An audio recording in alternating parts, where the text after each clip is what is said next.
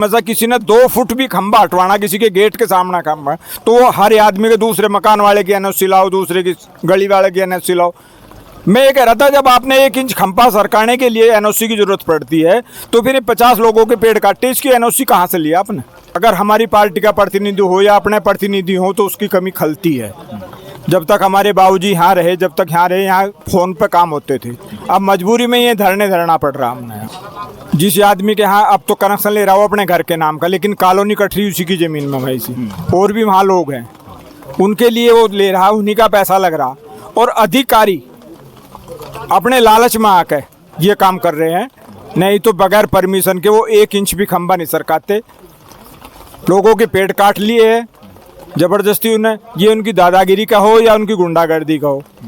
और यही हमारी मांग है कि वो अधिकारी यहाँ से जाएगा, यहाँ से जब जाके ये काम होगा ये लाइन हटेगी, इसके सिवाय कोई बात समझौता होने का। अनिल जी, हाँ जी, अभी पकौड़ी खाई गरम इन्हें। चौहान साहब तो कमर सिद्धि कर गए, पकौड़ी ज्यादा खा ली थी। नहीं वो तो कोई बात नहीं, हम तो बिना पकौड़ी खाए भी ऐसे ही हैं, पकौड़ी खा के भी ऐसे ही हैं, चिंता ना करो। चलो परसों फिर आएंगे हम लोग पहुंचे हैं उत्तर प्रदेश कैराना के गांव कंडेला में। कंडेला, जगनपुरा, हिंगोखेड़ी और चौथा कौन सा है जी? शेखुपुरा। देखिए थोड़ा हम बाहर से इसलिए नाम याद नहीं रहते। मैं आपको बताऊं, ये सामने वो बैठे हुए हैं जिन्होंने यहाँ पर परिवार ने संघर्ष किया और यहाँ पर बीजेपी की जो जड़ें थी उसको मजबूत किया।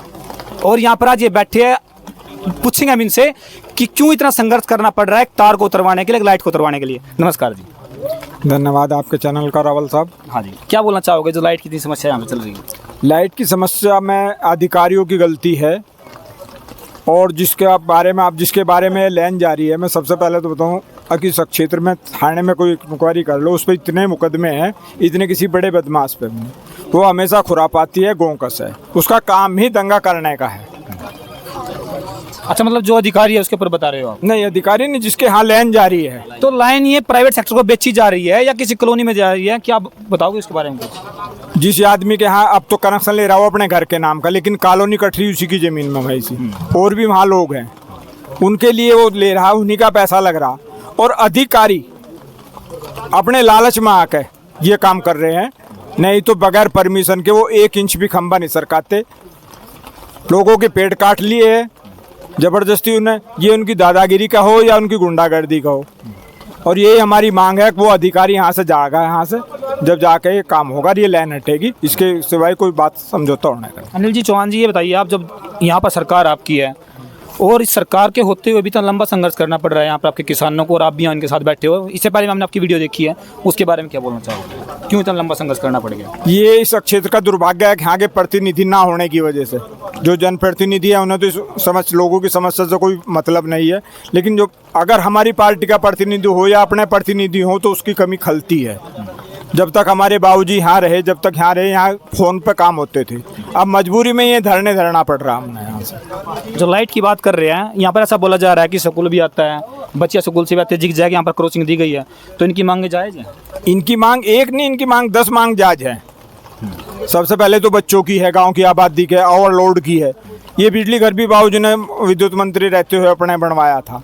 अन्य लोगों के काम यहाँ लोड पड़ेगा तो ये समस्या होगी, फॉल्ट होगा, जितना लोड होगा उतना ही फॉल्ट आते हैं। छोटी नज़दीक गली है, सबसे बड़ी समस्या बागा आने वाली है, क्योंकि बिजली विभाग फिर कहता है पहले लाइन है या आप हो।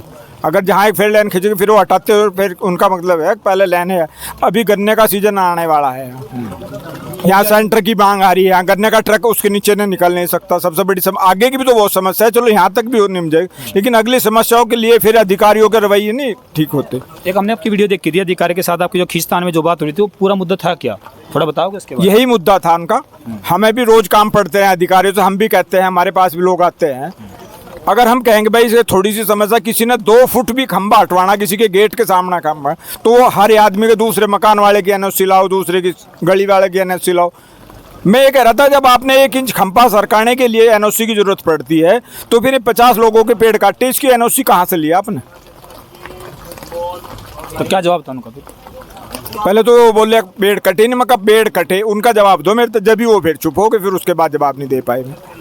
तो क्या लगता है जो कल परसों की बात की जा रही है, कोई हल निकलेगा, कोई सोल्यूशन होगा उसमें? हल तो 100% निकलेगा। कितने दिन बाद? 2 महीने बाद?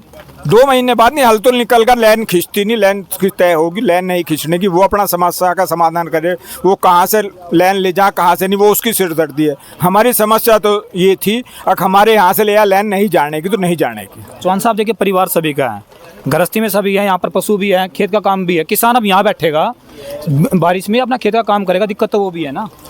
अब बरसात हो रही, सबका टाइम लग रहा, सबका मन लग रहा, कोई हमें धरने का, कोई वहाँ में वो धरना नहीं रहा। अब तो ये कह लो कि हम अब एहतियात के तौर पे बैठे, जो पहले अधिकारियों ने गड़बड़ करी थी उसके लिए हम एहतियात पे बैठे। हमारा परिवार है, ये ना कहीं धरने की जरूरत है ना कुछ।